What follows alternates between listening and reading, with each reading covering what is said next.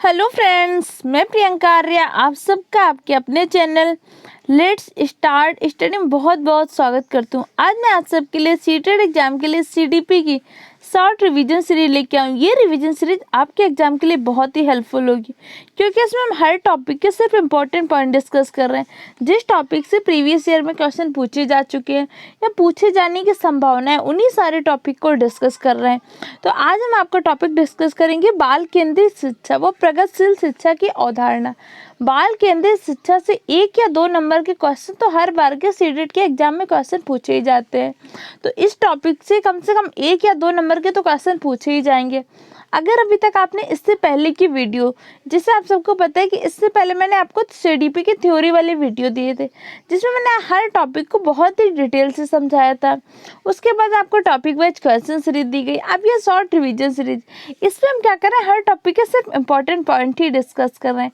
अगर अभी तक आपने इससे पहले की वीडियो नहीं देखी तो हमारे चैनल के प्लेलिस्ट से जाके वीडियो देख लीजिए और हमारे चैनल को सब्सक्राइब कर लीजिए, जिससे क्या होगा कि हमारे चैनल पे आने वाले सारे वीडियो के आपको रेगुलर पे नोटिफिकेशन मिलता रहेगा। जैसे आपको पता है कि हमारे चैनल पे सीटेट एग्जाम के लिए सीडीपी की, मैथ की, हिंदी पेडागोजी की, इंग्लिश की क्लासेस, साइंस की, एसएसटी सारी क्लासेस चल रही हैं। तो जब ये सारी क्लासें आप देखते रहेंगे, नोट्स बनाते रहेंगे और रेगुलरली पेपर रिवीजन करते रहेंगे तो अपने एग्जाम में बहुत अच्छा स्कोर करेंगे। तो चलिए, आज का हमारा जो टॉपिक है बाल केंद्रित शिक्षा व प्रगतिशील शिक्षा की अवधारणा। बाल केंद्रित शिक्षा क्या होती है, इसका शिक्षा में प्रयोग कैसे, वर्तमान में शिक्षा में इसका प्रयोग क्या, शिक्षक की भूमिका क्या है, प्रगतिशील शिक्षा के समर्थक कौन थे, प्रगतिशील शिक्षा के जनक कौन थे, इसके कौन कौन से तत्व हैं, इन सब के बारे में इस वीडियो में पढ़ेंगे।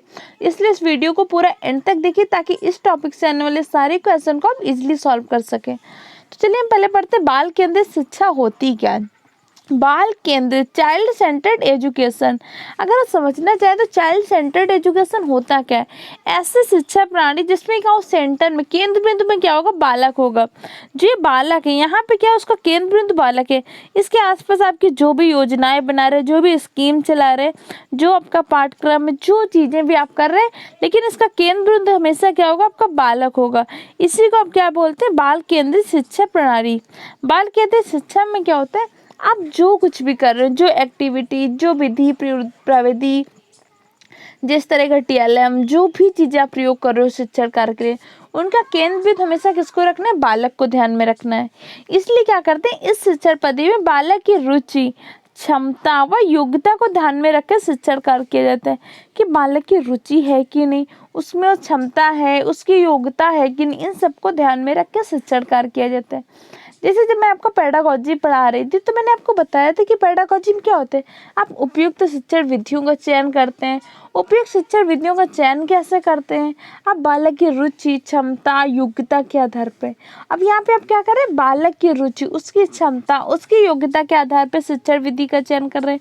तो इस प्रकार की शिक्षण विधि होती कैसी आपकी, बाल केंद्रित शिक्षण विधि। कई बार आपसे पूछ सकते हैं कि जो शिक्षा प्रणाली थी, अलग अलग टाइप की कैसी कैसी शिक्षा प्रणाली रही। जैसे आपको पहले पता है कि सबसे पहले कौन सी होती थी, शिक्षक केंद्रित शिक्षा प्रणाली। जैसे गुरुकुल पद्धति वगैरह होती थी तो उसमें क्या था, टीचर केंद्र बिंदु में था, जो गुरु वगैरह होते तो केंद्र में थे। और ये आपके क्या, बाल केंद्रित शिक्षा प्रणाली। वर्तमान में कौन सी शिक्षा प्रणाली चल रही, तो वर्तमान में आपकी कौन सी चल रही, बाल केंद्रित शिक्षा प्रणाली चल रही है। अब कह रहे बाल केंद्रित शिक्षा के अंतर्गत क्या होता है, बालक के सर्वांगीण विकास पर बल दिया जाता है। ऐसा नहीं कि जैसे बालक किसी एक शैक्षिक पक्ष में तो बहुत अच्छा है और एक कोई ऐसा बालक है जो शैक्षिक पक्ष में कमजोर है लेकिन दूसरे शैक्षिक पक्ष क्या होता है, जैसे अदर एक्टिविटी, सिंगिंग में, स्पोर्ट्स में, डांसिंग में, अलग कोई भी एक्टिविटी उसमें अच्छा है। तो हमें क्या करना है, बालक का सर्वांगीण विकास करना है। जिस पक्ष में अच्छा है उस पक्ष में उसको महत्वपूर्ण गाइडेंस देना है कि आप इसमें करियर बना सकते हो, बेटा आप इसमें अच्छा कर सकते हो।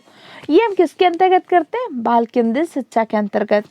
बाल केंद्रित शिक्षा के क्षेत्र में गिज्जू भाई की महत्वपूर्ण भूमिका, इस पॉइंट को याद रखना है।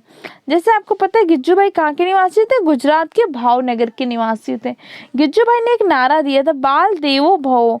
इसके अलावा गिज्जू भाई ने बहुत सारे बाल साहित्य को प्रतिपादन किया था। अलग अलग इनकी रचनाएं थी जो बाल साहित्य से संबंधित थी।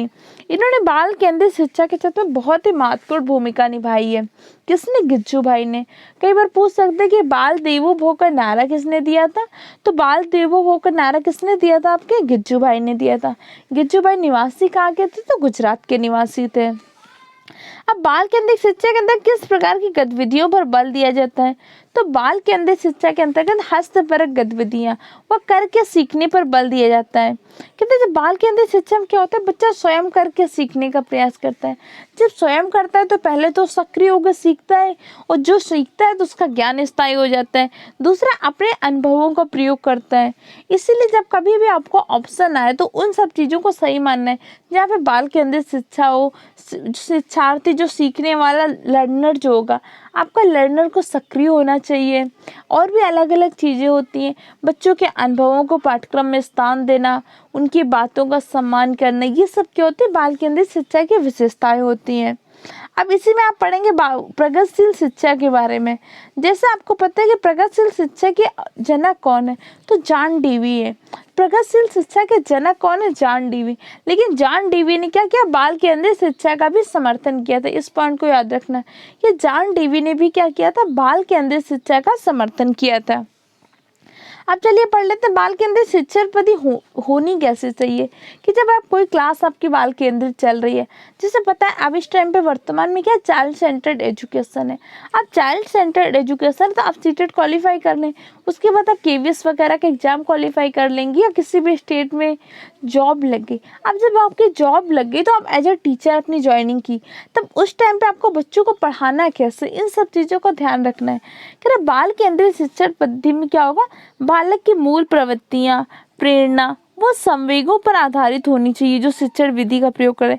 जैसे आपको पता है कि मैकडोगल ने आपकी 14 मूल प्रवृत्तियां बताई थी। व्यक्ति के अंदर संवेग होते हैं। जैसे आपने पढ़ा था कि विकास किस अवस्था में कैसा होता है, तो उससे हमें पता चलता है ना बाल मनोविज्ञान के अध्ययन से, कि बालकों में किस अवस्था में कैसा विकास होता है, किस प्रकार की सोच होती है। हमें इसी प्रकार बालक की शिक्षण विधियों का चयन करना है, कि उसकी उस टाइम की प्रवृत्तियाँ कैसी, प्रेरणा कैसी, उसके संवेग कैसे हैं। इसकी शिक्षा में किससे मिलती है? बाल मनोविज्ञान के द्वारा। जैसे आपको पता है मनोविज्ञान की कुल कितनी शाखाएं हैं?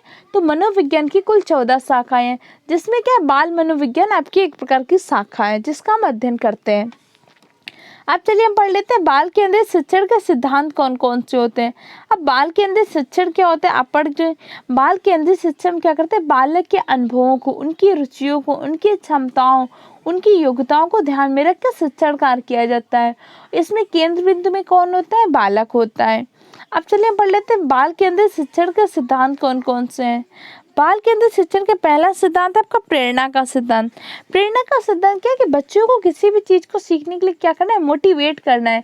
जैसे बच्चा कोई नई चीज़ सीखेगा, आपको पता है कि कोई भी नई चीज़ सीखने पे बहुत गलतियां करेगा, बार बार हो सकता है गलतियां करें, लेकिन उस कंडीशन में आपको क्या करना है? बच्चों को मोटिवेट करना है कि बेटा ट्राई करिए, आप कर सकते हो, आपने इतना किया और कर सकते हो। तो इससे क्या होगा? बच्चा मोटिवेट होगा, मोटिवेट होकर और अधिक सीखने का प्रयास करेगा।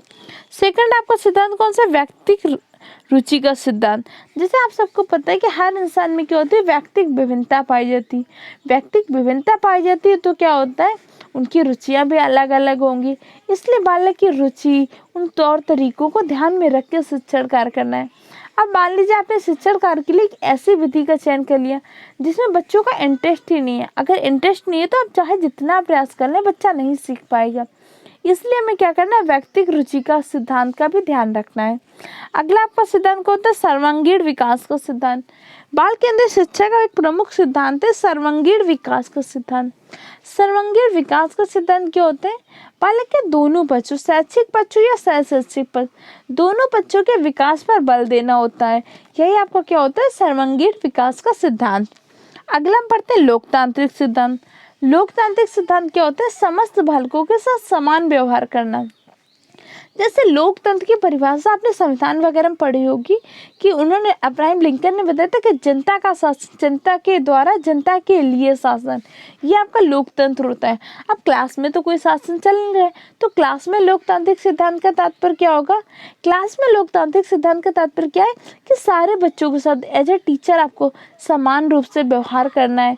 हर बच्चे के साथ, किसी के साथ जाति के आधार पर, धर्म के आधार पर, लिंग के आधार पर, उसके आर्थिक स्तर के आधार पर भेदभाव नहीं करना है। ये आपका क्या होता है? लोकतांत्रिक विकास का सिद्धांत। और आपको पता है कि आपके अंशिया ने कहा भी है कि टीचर को किसकी भूमिका निभानी है? एज ए टीचर आपको सुगमकर्ता की भूमिका निभानी है। आपको बच्चे के लिए वो सारी फैसिलिटी, वो वातावरण उपलब्ध कराना है जहाँ पे क्या करेगा, वो स्वतः सीखने का प्रयास करेगा। ये आपके कौन से बाल केंद्रित शिक्षण के सिद्धांत हो गए।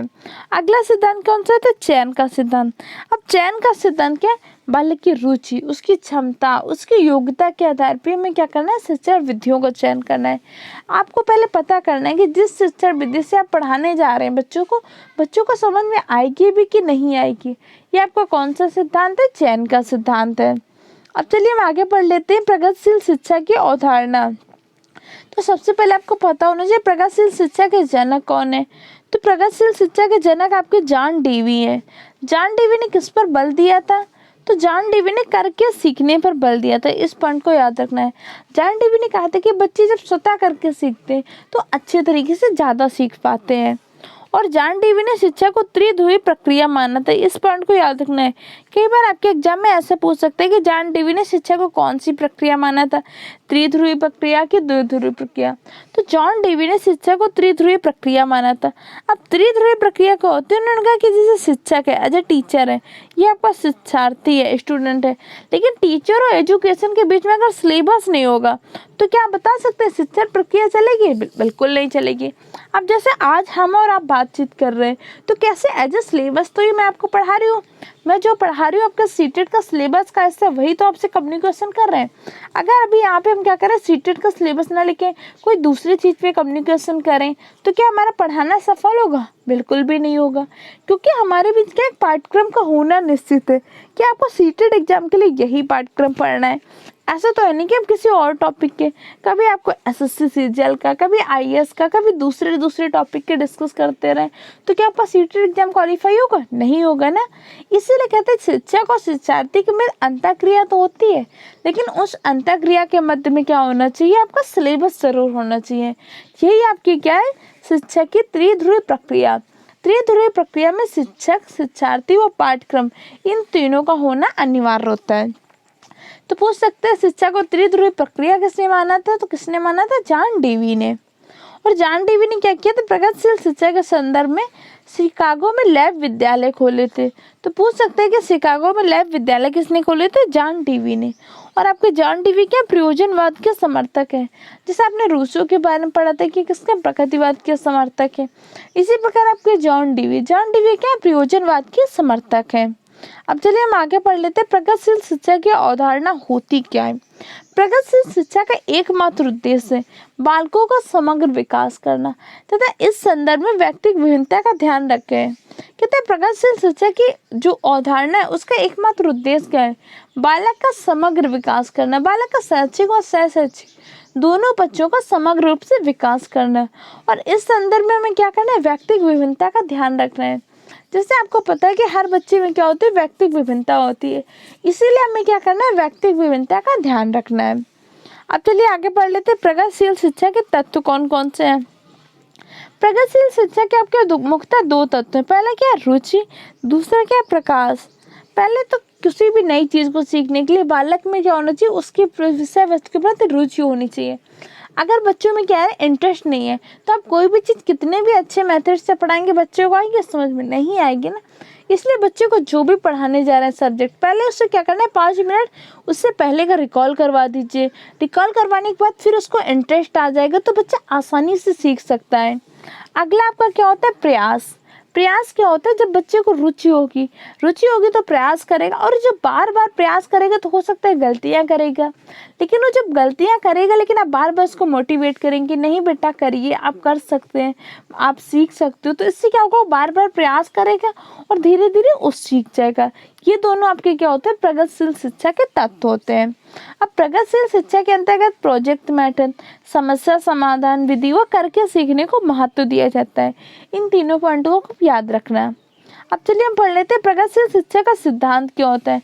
प्रगतिशील शिक्षा का सिद्धांत है, शिक्षा बालक के लिए है, बालक शिक्षा के लिए नहीं है। इस पॉइंट को याद रखना है कि जो प्रगतिशील शिक्षा के समर्थक थे ये मानते थे कि शिक्षा जो बनी है बालक के लिए बनी है, ऐसा नहीं कि बालक शिक्षा के लिए बनाया गया है। इसलिए हमें शिक्षा व्यवस्था में चेंज करना है, ना कि बालक में। जो भी जरूरत है हमें किस में चेंज करना है, हमारे शिक्षा व्यवस्था में, बालक में कोई चेंज नहीं करना। शिक्षा बालक के लिए, बालक शिक्षा के लिए नहीं। इसलिए शिक्षा का उद्देश्य ऐसा वातावरण तैयार करना है जिससे बालकों को सामाजिक विकास के पर्याप्त अवसर उपलब्ध हो सके। जैसे आप सबने समावेशी शिक्षा पढ़ा था, तो समावेशी शिक्षा में क्या पढ़ा था कि समान तथा विशिष्ट बालकों को एक साथ शिक्षा। उसी में मैंने आपको पढ़ाया था बाला के बारे में। बाला होता क्या, मैंने इसका आपको फुल फॉर्म भी बताया था, building as a learning aids. जैसे आपने बहुत सारे स्कूलों में देखा हो कि जो दीवार होती है उसी में बहुत सारे क्या होता है, टेबल लिखवा देते हैं, कुछ कई बार मंथ्स नेम या कुछ और चीज़ें जो बच्चों को ज्ञान के लिए उपयोगी हो। तो वहाँ पे क्या हो रहा है, दीवार का भी क्या हो रहा है, लर्निंग एड्स के रूप में प्रयोग हो रहा है। ये क्या होता है, जो सीढ़ियों के स्थान पर रैंप पे टाइप में बनवा देते हैं, जिससे क्या होता है कि सीढ़ियों में हो सकता है कि जो बच्चा व्हील चेयर से आता है वो नहीं चढ़ पाएगा, लेकिन जब आपकी रैंप टाइप में बनी तो जो बच्चा व्हील चेयर से आता है वो भी चढ़ जाएगा और नॉर्मल बच्चा भी चढ़ जाएगा। ये सारी आप चीज़ें क्या हो रही हैं, यहाँ पे आप कर रहे हैं शिक्षा में बदलाव कर रहे हैं, बालक में नहीं बदलाव कर रहे हैं। क्योंकि कहा जाता है शिक्षा क्या बालक के लिए है, बालक शिक्षा के लिए नहीं है। इस तरह से आज आपने प्रगतिशील शिक्षा के सिद्धांत के बारे में पढ़ा। ये आपका छोटा सा टॉपिक था, बाल केंद्रित शिक्षा व प्रगतिशील शिक्षा की अवधारणा।